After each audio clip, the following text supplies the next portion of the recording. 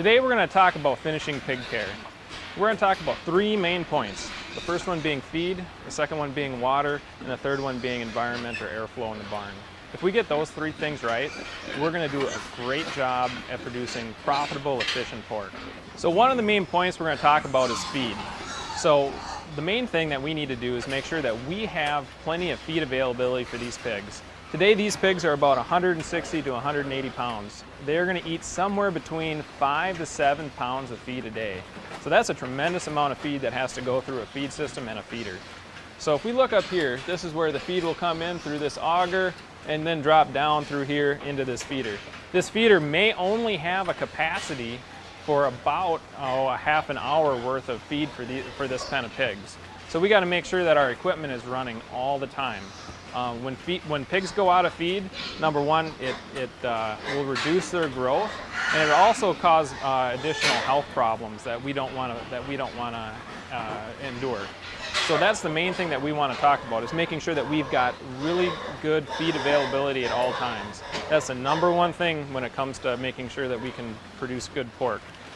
We also want to take a look at grind. Quality is very important as well. We want to make sure that the feed is of a consistent grind, it smells fresh, and it's stored in a dry place. So making sure that we've got plenty of feed, making sure that it's got quality is extraordinarily important. These pigs we're using a wet-dry feeder in this facility here. So the feed will go down through the feeder, and then we have water availability at the bottom where the pigs can make their own gruel feed or mash feed with water. They really enjoy that. That's a really good way to feed pigs, is that method. So that's kind of the main things that we want to talk about feed. You know, making sure that we've got availability, making sure that we've got capacity for these pigs, and making sure it's well formulated and the feed is fresh at all times. This is a wet-dry shell feeder. So what we really want to look at here is to make sure that we've got our feeder adjusted properly. Having feeders adjusted properly are really important for making sure that we produce efficient pork. We don't want to waste feed, and we don't ever want to have pigs out of feed. So as you can see right here, we've got plenty of feed on the shelf, and then we've got a thin layer of feed on the bottom covered with water. So this is a properly set feeder. And that's really important. That really drives profitability. That really drives efficiency in pork. So what I want to talk about a little bit here is micron size. Micron size is pretty important. We want to make sure that we've got the feed fine enough for the pigs to become efficient. So the finer the feed, the more efficient the pigs will utilize it. Also, we need to have it be coarse enough that it goes through our feeders and our bins. So there's a kind of a fine line that we want to make there. Kind of the golden rule of thumb is that we want to make sure that micron size is somewhere between 600 and 800 microns. This would be a good example of well-ground feed. So water availability is a big deal, especially in the summertime when it's hot outside, that these pigs have enough water to properly grow and to be healthy. So what these pigs will probably drink in a day would be somewhere between 3 to 5 gallons of water. We also need to make sure that water availability is fast enough for them to drink in a short amount of time.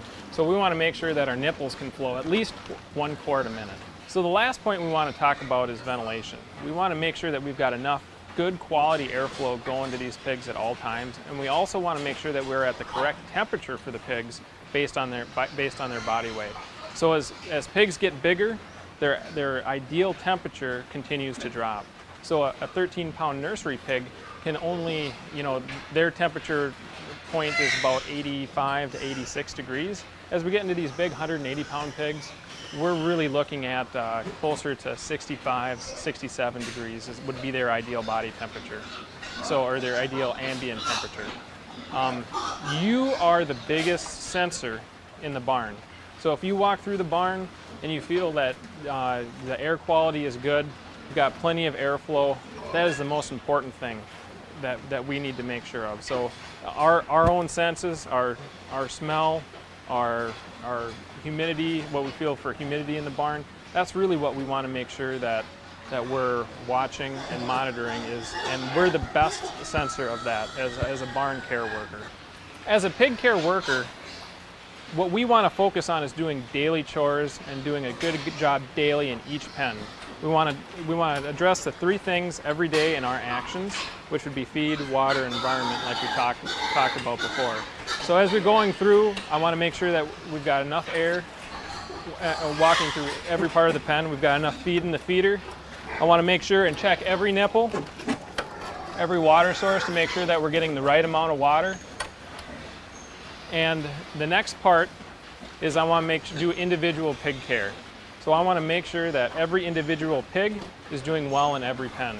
So as you're walking through, you want to make sure that you walk through the entire pen. Make sure that you have you can visually see each pig and make sure that they're doing well. In this pen, I don't see anybody that necessarily needs to be pulled or needs to be treated, but we want to make sure that we're doing that job every day.